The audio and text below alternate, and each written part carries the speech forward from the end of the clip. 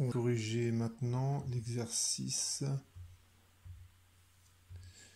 Alors, l'exercice 17 du TD10.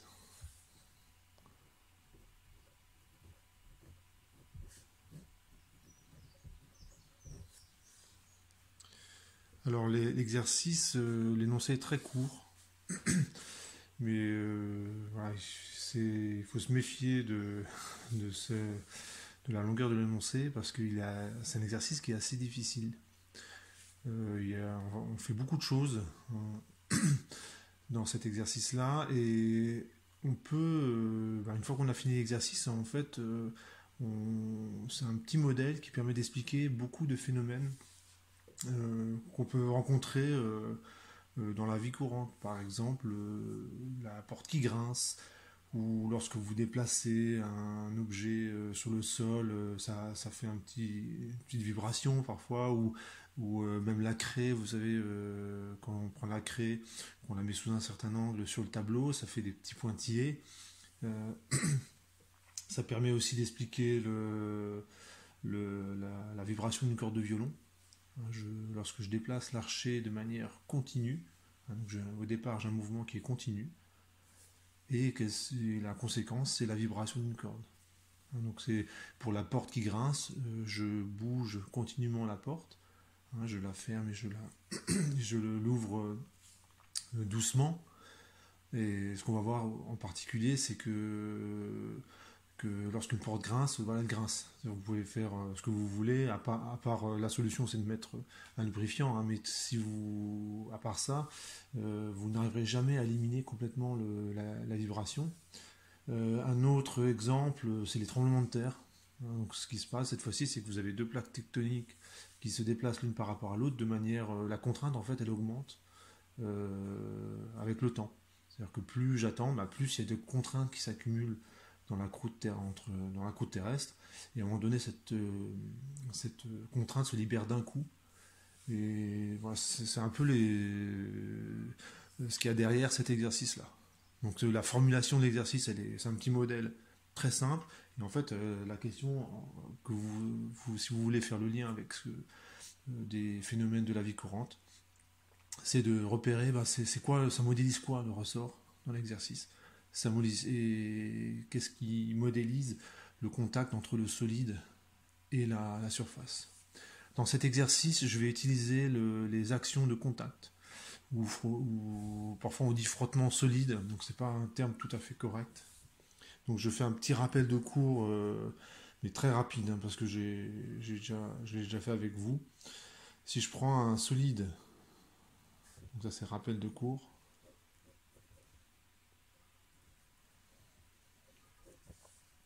Si je prends un solide posé sur un support, si on a un frottement solide, donc l'appellation, je vais vous dire pourquoi elle n'est pas tout à fait correcte. Je peux vous le dire tout de suite. Là, par exemple, la masse, elle ne bouge pas. Si elle ne bouge pas sur la surface, il ne peut pas y avoir de frottement, parce qu'il n'y a pas de mouvement. Mais ça désigne en fait chaque fois que vous avez un objet qui est posé sur une surface et qu'il n'y a pas de lubrification. C'est-à-dire que vous posez l'objet et il faut exercer une force minimale pour le mettre en mouvement. Donc rappel de cours, c'est le suivant. Tant que la réaction du support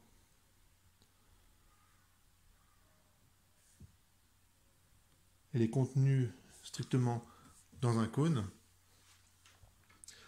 eh bien le mobile, il n'y a pas de déplacement relatif entre le support, qui est ici, c'est la surface, et le solide. D'accord? Donc si, alors ça s'écrit comme ça.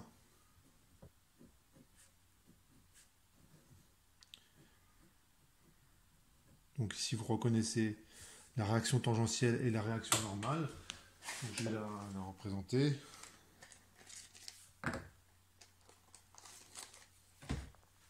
La réaction tangentielle, elle serait comme ça. Et la réaction normale, elle serait comme ça. Ça, c'est la réaction normale. Donc, qui est normale à la surface. Et la réaction tangentielle, elle est tangente à la surface. Donc, l'appellation est là ici. Bon. Et quand je fais la somme des deux, ça donne bien R. D'accord. Et ça, c'est le critère. Si RT est plus petit strictement en module qu'un coefficient de frottement qui dépend en fait de la surface. Hein, acier, acier, bois, bois, papier, ce que vous voulez. Enfin bref, ça dépend de la surface, des surfaces qui sont en contact. Eh bien, pas de déplacement, pas de mouvement relatif.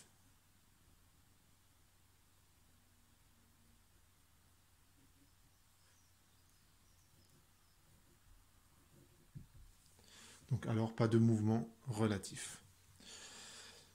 Si RT est égal à F Rn, alors là, il y a un mouvement possible.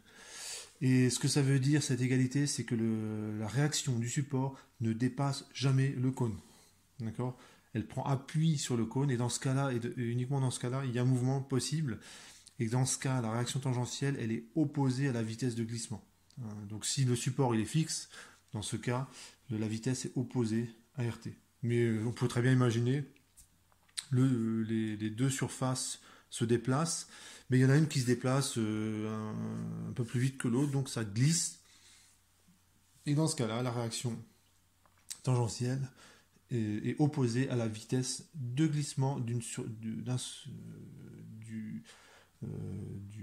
système par rapport au support. Donc le système ici, ce serait le solide que j'ai dessiné en forme de cube. Donc on a mouvement et RT opposé à la vitesse de glissement. Donc ça, c'est une notion, normalement, en SI, vous voyez ça souvent, quand vous étudiez par exemple un engrenage ou n'importe quoi, en fait ça frotte un petit peu, et vous écrivez que la réaction tangentielle est toujours opposée à la vitesse de glissement. Donc, et dans ce cas-là, si je devais faire un schéma pour illustrer cette égalité, il faudrait que je mette R suivant le cône. Bon, je le fais pas, je pense que vous avez compris. Et donc je commence l'exercice. Donc là j'ai fini le petit rappel de cours et je commence l'exercice. Donc le schéma est le suivant. Vous avez un mobile qui est initialement au point O. Alors ce point-là, dans l'énoncé, il s'appelle B. Donc au départ, B et O, ils sont à la même abscisse. Alors il ne se passe rien suivant l'axe vertical. Appelons-le, allez, Y, pour lui donner un nom. Mais dans l'énoncé, vous voyez, il n'a même pas de nom, cet axe. Parce qu'en fait, il ne se passe rien dans cette direction-là. Il n'y a pas de mouvement. Et vous avez un ressort et un point A que je déplace à vitesse constante.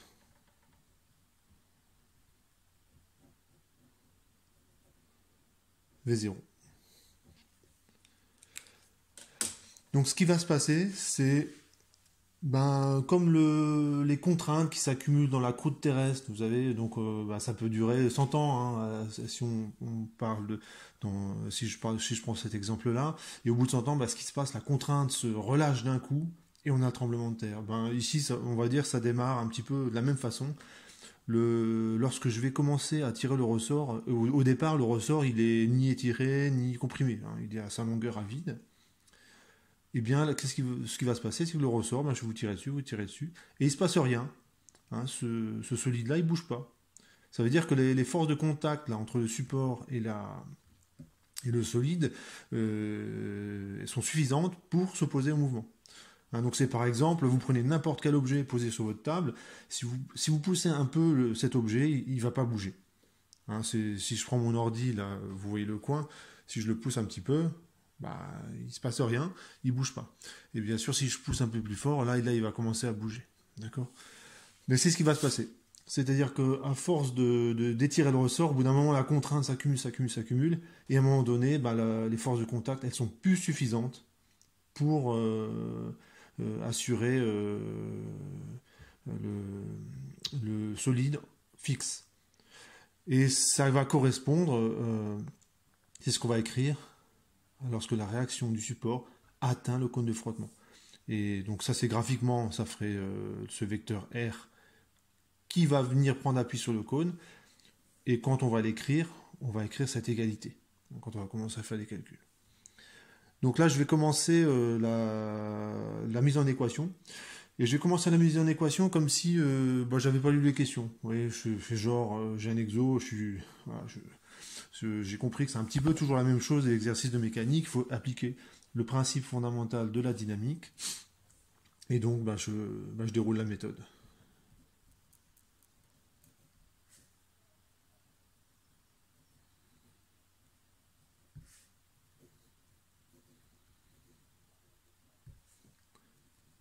Le système, donc le référentiel terrestre supposé galiléen, donc ça ne change pas. Le système, bon là vous n'avez pas le choix, il y en a qu'un seul, c'est la masse. Le bilan des forces, bah, vous avez le poids qui agit verticalement. Vous avez la réaction du support. Alors la réaction du support, forcément, vous réfléchissez 2 secondes, hein, mais forcément, si je tire par là, hein, et ben la réaction du support, elle va être dans la direction opposée. Hein. Donc la réaction grand R, elle est comme ça, et que je vais décomposer en une réaction normale et une réaction tangentielle. Alors je ne vais pas le mettre, ces vecteurs, c'est juste pour pas alourdir le schéma. D'accord? Je peux le mettre à côté, hein, le vecteur grand R. Donc je fais du transport parallèle, vous voyez, hop, le vecteur grand R, je le représente ici. Et la réaction normale, elle serait comme ça. Et la réaction tangentielle, elle serait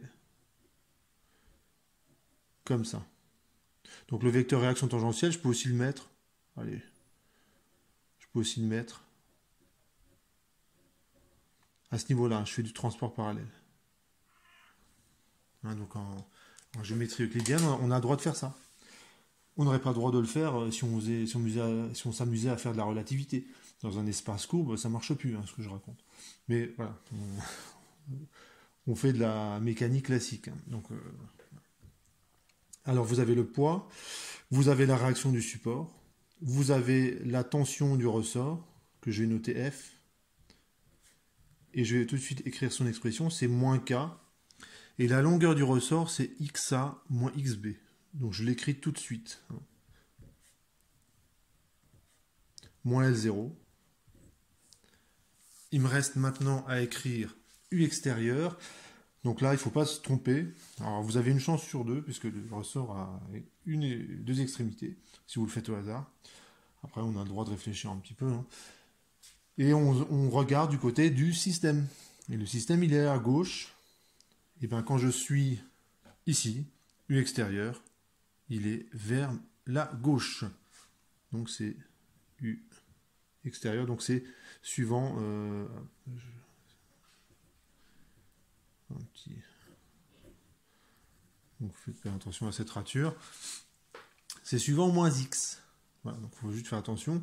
Dans la suite de l'exercice, XB, en fait, je vais l'appeler X.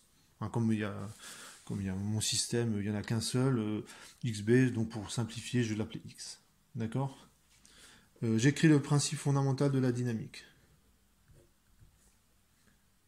M, A, égale à la somme des forces.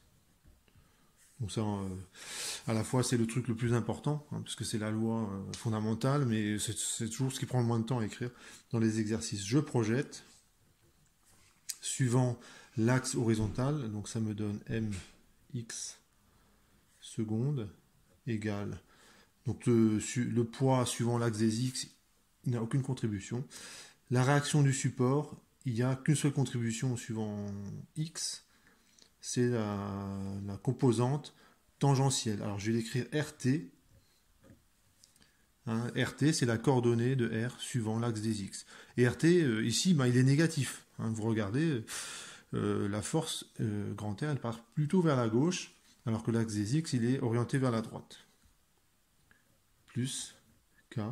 Donc le plus, il vient parce que les deux signes moins donnent un signe plus. XA moins X moins L0.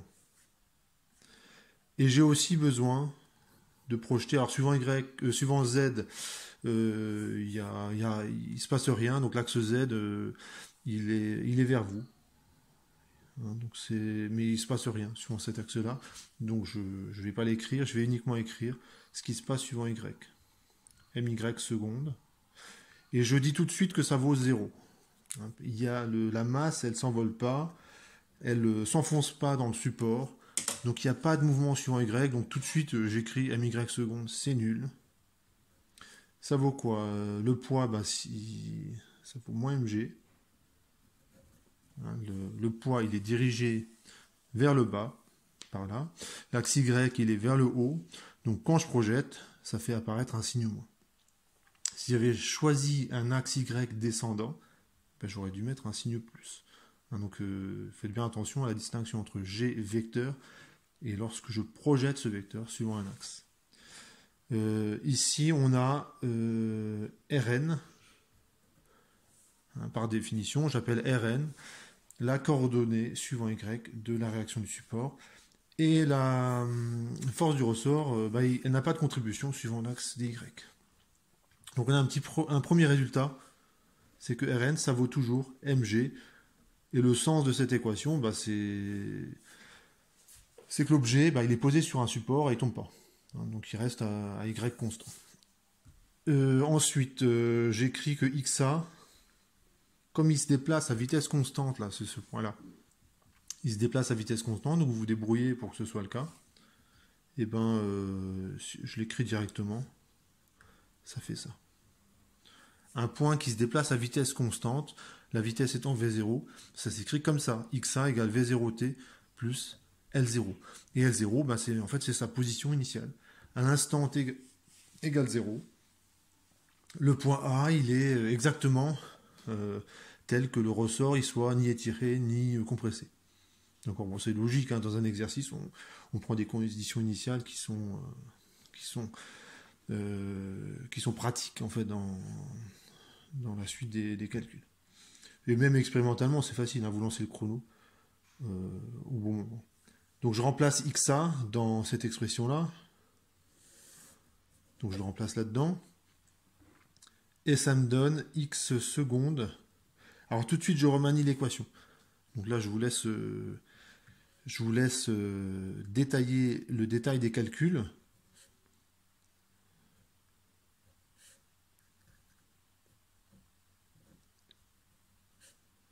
Et il y a des termes qui se simplifient. Il y a des termes qui se simplifient. Et l'équation n'oublions pas l'autre équation. Cette équation, elle est valable tout le temps. Elle est valable tout le temps. Donc, et quand je fais ça, j'ai même pas lu les questions. Hein. C'est-à-dire que je déroule la méthode. Je sais que je dois le faire de toute façon. Donc, je déroule la question. J'ai même pas lu. Je déroule la méthode. J'ai même pas lu les questions. Donc, mais cette fois-ci, je le fais. Question 1. Déterminer le temps T0 au bout duquel la masse se met en mouvement. Donc, cette fois-ci, je prends cette équation-là. Je la mets ici. Et je vais considérer la première question, c'est-à-dire que la masse, elle ne bouge pas. Donc ça va grandement simplifier mon expression, parce que X, comme elle ne bouge pas, ben, elle n'a pas d'accélération, plutôt son accélération est nulle. Ben, X, ça vaut 0. Donc en fait, j'ai l'expression de RT. Je me rends compte que j'ai oublié le cas sur M ici. Voilà. Donc ça me donne question 1. X secondes, ça vaut 0. X égale 0, ça c'est l'énoncé qui me dit ça. C'est la lecture de l'énoncé. Donc RT, ça vaut moins K fait 0 T. Et on trouve bien, voilà, alors ça c'est le calcul qui me le dit, on trouve bien RT qui est, euh, qui est négatif, hein, comme on pouvait s'y attendre.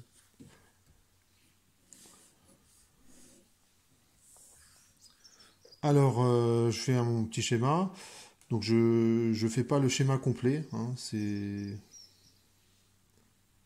là, je représente le cône de frottement, d'accord, ou le cône de glissement.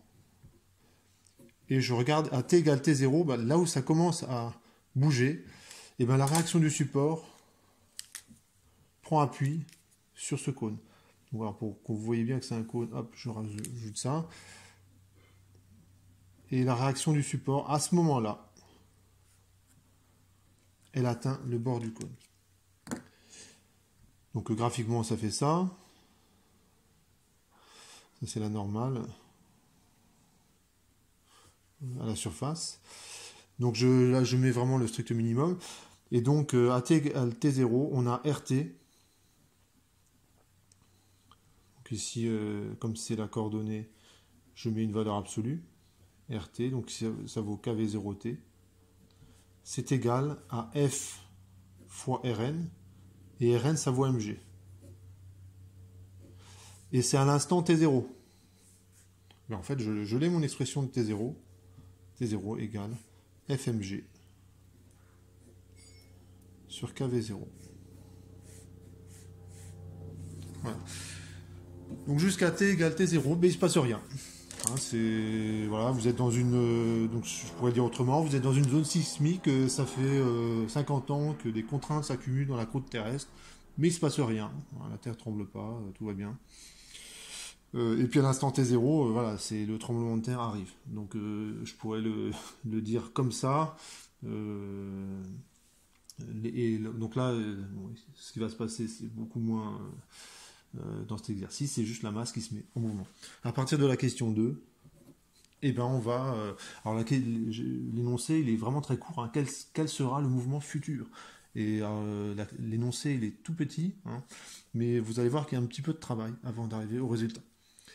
Donc j'écris, je reprends l'équation différentielle, je vous la remonte, c'est la fin de la première page. Je reprends cette équation différentielle-là, qui est valable quel que soit t. Donc c'est un petit rappel. X seconde plus k sur m, x égale rt sur m, plus kv0 t sur m, et Rn ça vaut mg. Voilà, je recopie rapidement. Alors cette fois-ci, on a mouvement, forcément. Hein, c'est parce qu'il y a mouvement après T0. Forcément, il y a un mouvement. Et le mouvement, à tous les coups, ça part sur la droite. Donc la masse a une vitesse positive.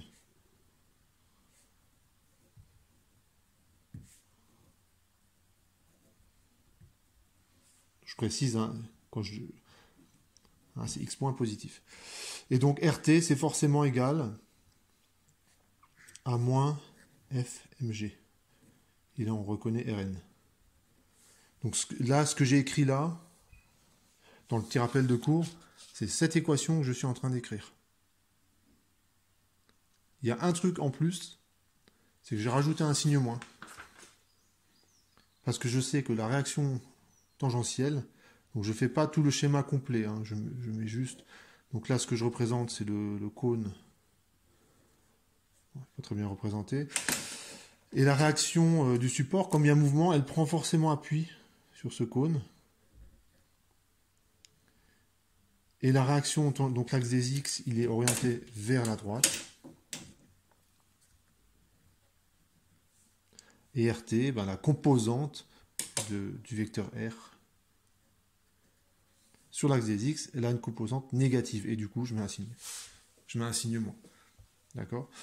Donc, bon, faut faire attention. Hein, on a vite fait de faire une erreur de signe. Et du coup, ben, je peux remplacer dans l'équation. X, ça, c'est un terme est toujours vrai. Ça, c'est toujours vrai. Donc, on a une équation à résoudre.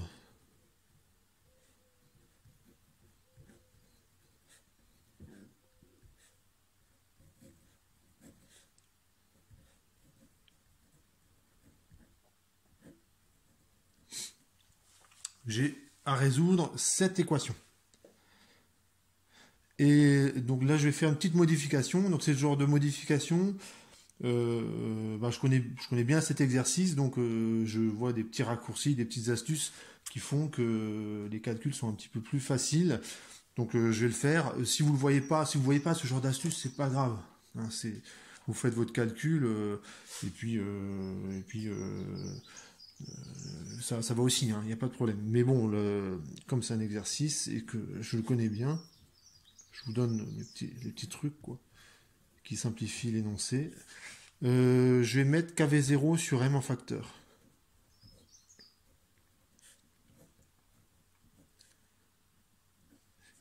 Et quand je fais ça, eh ben, il me reste quoi? C'est FMG sur KV0. Donc je vous laisse vérifier que c'est ça. FMG sur KV0. Et puis là, qu'est-ce que vous remarquez que ce terme, ce n'est rien d'autre que T0. Voilà, donc c'est une petite simplification.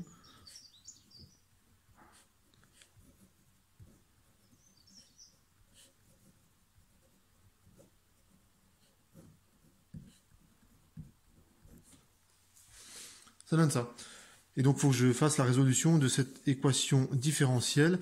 Et c'est pour t plus grand que t0. Hein, là, j'ai du mouvement. Donc, je vais faire la résolution.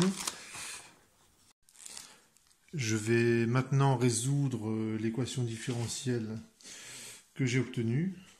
Donc, je vous la remontre. Celle-ci. Et donc, je vais utiliser la méthode habituelle. Je recopie rapidement l'équation différentielle.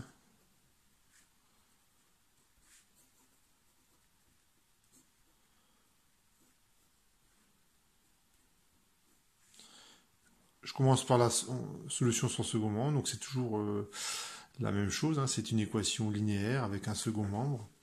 Et je reconnais l'équation différentielle d'un oscillateur harmonique de pulsation racine de k sur m, et donc j'écris directement la solution.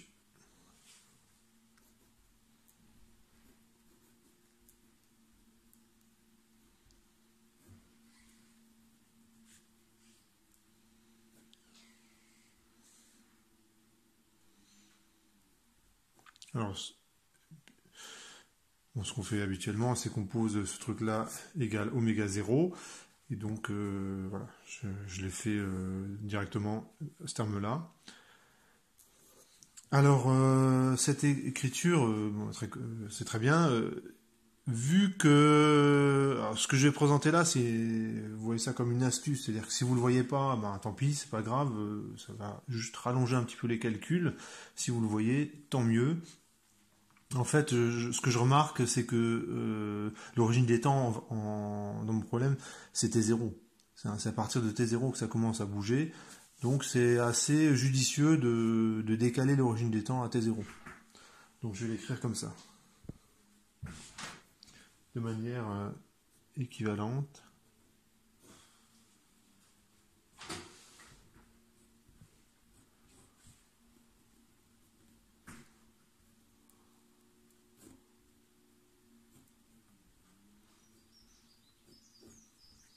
Et si vous regardez ces deux expressions, elles sont identiques. Si vous regardez la première expression, si j'en fais une phrase, c'est une fonction sinusoïdale de pulsation oméga 0 avec un certain déphasage et une certaine amplitude. Et je peux faire exactement la même phrase avec cette expression-là. C'est une fonction sinusoïdale de pulsation oméga 0 avec un certain déphasage et une certaine amplitude. Donc les deux expressions, elles sont rigoureusement équivalentes et on pourrait retrouver une expression qui relie A', à A, B, et pareil B', A et B. Donc j'ai préféré cette écriture-là parce que en fait je sais que les calculs vont être plus simples. Et pour le justifier, alors c'est pas une vraie justification, l'idée derrière tout ça, c'est je décale l'origine des temps à T0. Lorsque T vaut T0, ce terme-là, il est nul. Et donc ça va arranger mes calculs. La solution particulière, je vous propose le candidat suivant.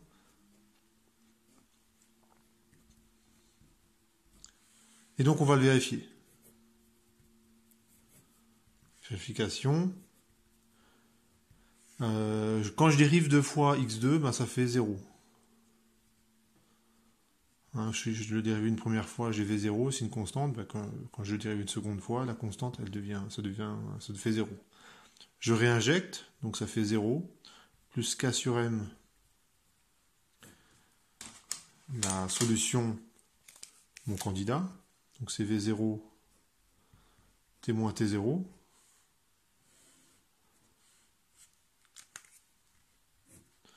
Et bien on vérifie que c'est bien égal au second membre, donc tout va bien.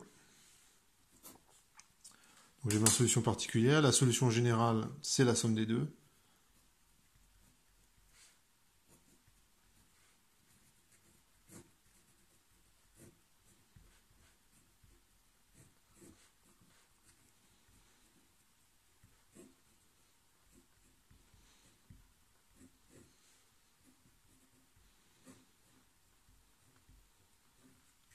C'est la somme des deux. Et donc bon, voilà, j'ai ma solution générale et je vais utiliser les conditions initiales. Alors les conditions initiales, c'est lorsque en t égale t0, la masse elle est toujours en 0, elle n'a pas bougé. Et la vitesse de la masse, elle est aussi égale à 0. Puisqu'en t égale t0, la masse elle est immobile, donc elle ne va pas gagner de la vitesse comme ça instantanément. Donc les conditions initiales, c'est en t égale t0. Ça, il faut quand même faire attention. X de t0, ça vaut 0. Et la vitesse, elle aussi, est nulle. Donc j'ai mes deux conditions initiales. La première condition initiale, pour juste la position, bah, je remplace. Ça fait A' fois cosinus de 0, c'est-à-dire 1, plus B' fois sinus de 0, donc c'est 0, plus V0 fois 0. Et ça vaut 0. Donc c'est là qu'on voit que c'était judicieux de mettre t moins t0, parce qu'il y a plein de termes qui disparaissent. Et A', on trouve que ça fait 0. Donc c'est efficace. Je dérive x de t. Bon, je sais qu'A' est nul, mais je le fais quand même. Ça donne ça.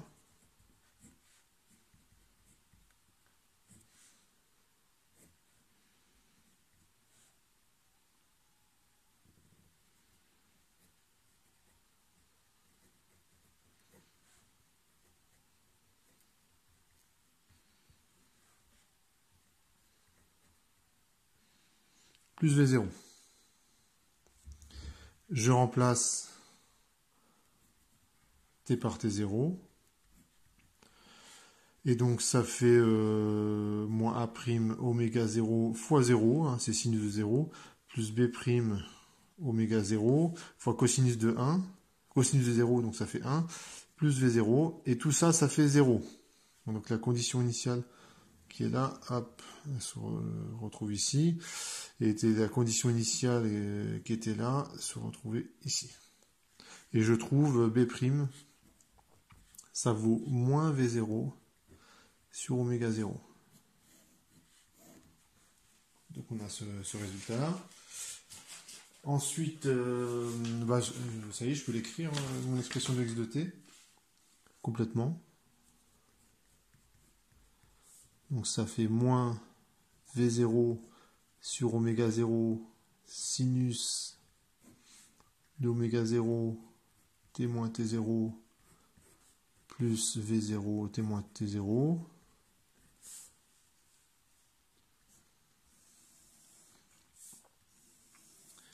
Et ce que j'ai écrit là, c'est valable pour t plus grand que t0.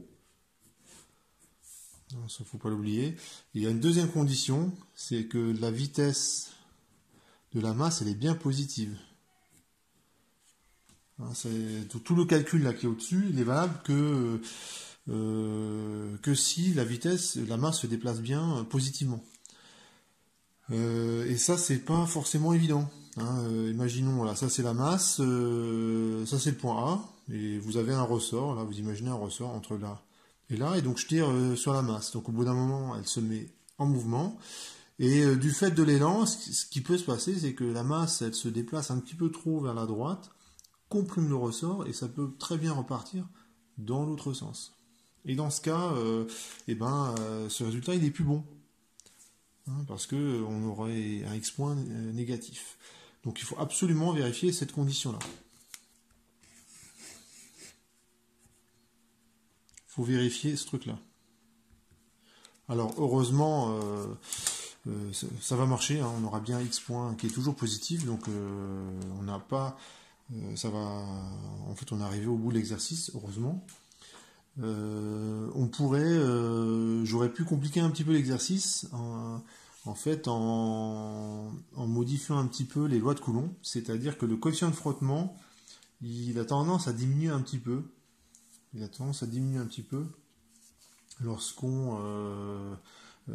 y a un mouvement. En fait, ça peut se comprendre assez bien. C'est-à-dire que quand un objet est sur une surface depuis assez longtemps, en fait, le contact il est un peu meilleur. Hein, les surfaces elles se déforment un petit peu, et donc le contact est un peu meilleur. Et dès qu'il y a un mouvement, ce contact il est un petit peu moins bon, et le coefficient de frottement il a tendance à diminuer un petit peu. Alors on parle de coefficient de frottement statique et de coefficient de frottement dynamique. Et si on fait ça, c'est-à-dire que le coefficient petit f là qui est dans les calculs, et si on fait ça, on se rend compte que ça peut arriver que la masse elle fasse demi-tour. Donc ce serait par exemple le cas où je crois, il faudrait faire les calculs, mais je crois que c'est quand le frottement dynamique il est trop petit. Il est trop petit. Non, il est plus grand que le frottement statique. Je crois, donc ça à faire le calcul, hein. Ou plutôt, on ne fait pas les calculs, on fait une résolution numérique parce que c'est assez inextricable comme truc. Et si on a l'inverse, ce qui est en général le cas, le frottement dynamique il est plus petit que le frottement statique, on a là aussi calcul à faire. Là, par contre, je ne crois pas que X point devienne négatif. Bon. Résultat, nous on est dans un cas qui est assez simple. On arrive à faire tous les calculs à la main. Donc je vérifie mon résultat. Je commence par calculer l'expression de X point. Donc je vous laisse faire le calcul. Ça donne ça. Alors, ça donne ceci. Et vous remarquez, comme le cosinus il est toujours compris entre -1 et 1, ce truc-là, heureusement c'est toujours positif ou nul. Donc la condition en fait elle est vérifiée. Et le fait que la vitesse s'annule à un instant donné, c'est pas très grave ça. C'est-à-dire que la masse s'arrête pas vraiment, c'est-à-dire que la vitesse s'annule et puis ça repart. Donc la condition est vérifiée, et donc l'expression que j'ai encadrée ici, elle est valable tout le temps. Donc je vais tracer la courbe. Et cette courbe, c'est une somme d'une droite, d'un truc qui oscille. Donc ce que je dois tracer, c'est ça. Hein. C'est moins V0 sur oméga 0, cosinus oméga 0, t moins t0, plus V0, t moins t0. Alors ce que je sais, donc là ce que je vais mettre en ordonnée c'est x, là c'est le temps. Ce que je sais, c'est que la vitesse s'annule à intervalles réguliers. Et je remonte l'expression de la vitesse. Elle est là. Chaque fois que le cosinus vaut 1, la vitesse s'annule. Ça veut dire qu'à intervalles réguliers, je vais avoir une tangente horizontale. À intervalles réguliers. Donc ça c'est bon, quand on fait le tracé, c'est quand même bon à savoir. Là ce que je trace, c'est la solution particulière. C'est en fait ce terme-là que je trace. Ça c'est x2 qui est égal à v0 t moins t0. Et donc t0 il est exactement ici. Je sais que la masse, elle bouge pas. La masse, elle ne bouge pas jusqu'à t égale t0. À t égale t0, elle se met en mouvement avec une vitesse nulle. Donc voilà, je précise par cette petite flèche la condition initiale. Je pars avec une vitesse nulle. Je sais qu'à intervalles réguliers, la vitesse redevient nulle. Donc je sais que la courbe à un moment donné, voilà, je le mets ici un petit peu au hasard, hein, elle va être comme ça, à intervalles réguliers. Et puis ben, je complète, ça fera un truc comme ça. Ça c'est la partie sinusoïdale.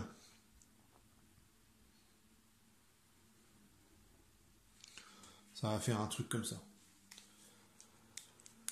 Et l'amplitude d'oscillation, donc c'est ce terme-là que je vais encadrer, ça c'est l'amplitude d'oscillation.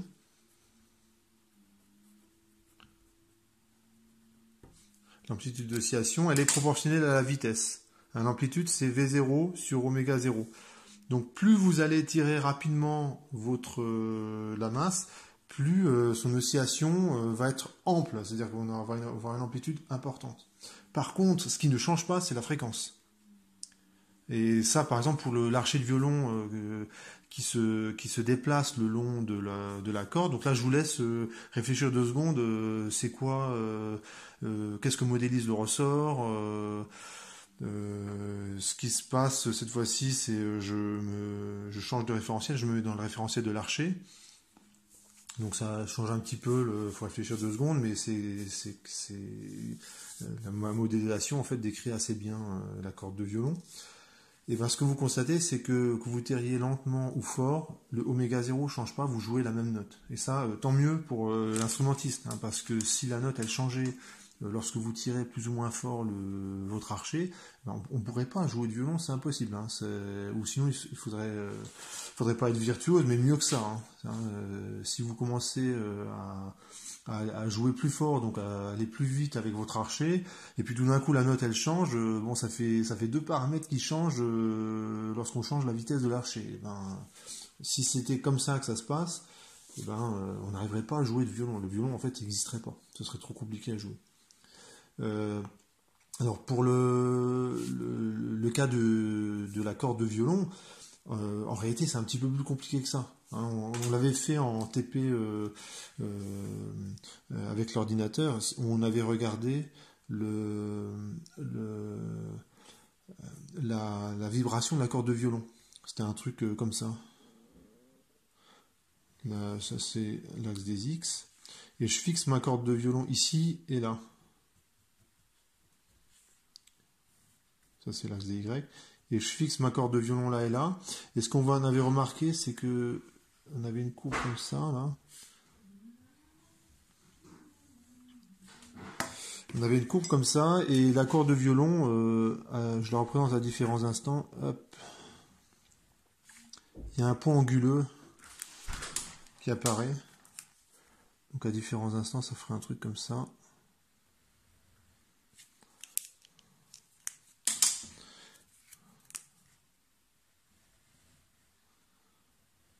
Donc il y a un point anguleux ici, là,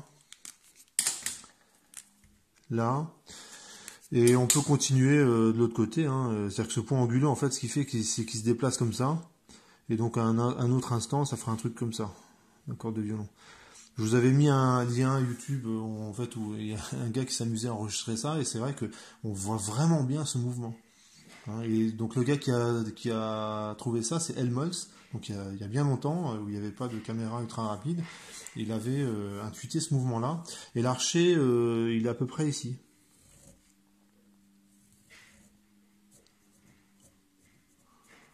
Ça c'est l'archet de violon. Hop. Donc l'instrumentiste, il bouge l'archet comme ça, à peu près à ce niveau-là de la corde, et on a ce mouvement-là.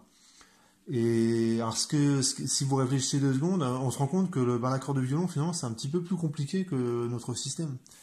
Parce que le mouvement que vous avez là, c'est une superposition de modes propres de la courbe à différentes fréquences. Hein, vous avez un fondamental, F0, vous avez les harmoniques de F0, 3F0, 4F0, etc.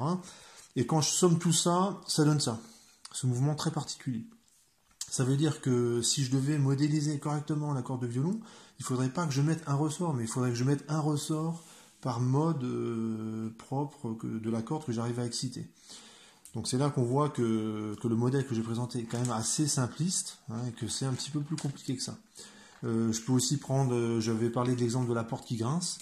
La porte qui grince, ce qui va se passer, c'est ce que vous entendez en fait, c'est les modes propres de vibration de la porte. La porte agit comme la membrane d'un haut-parleur, sauf que c'est un haut-parleur qui pourrait émettre que certaines fréquences.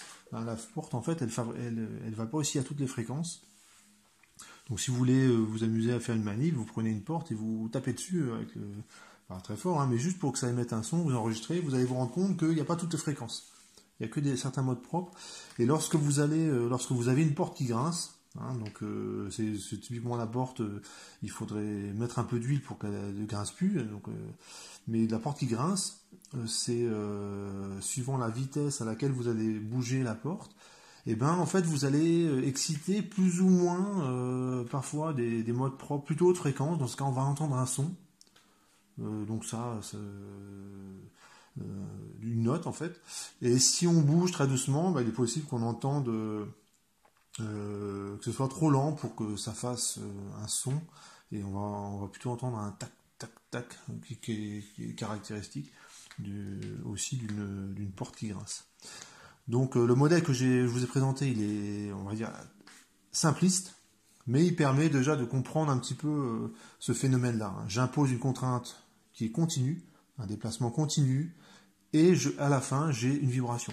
J'avais aussi donné l'exemple de la craie, vous savez, quand on la met bien avec un bon angle sur le tableau, on arrive à tracer des pointillés facilement. Hein, en fait, la craie se met à vibrer facilement. Donc c'est aussi un exemple où ça ressemble un petit peu à ce qu'on vient de faire. Voilà pour cet exercice.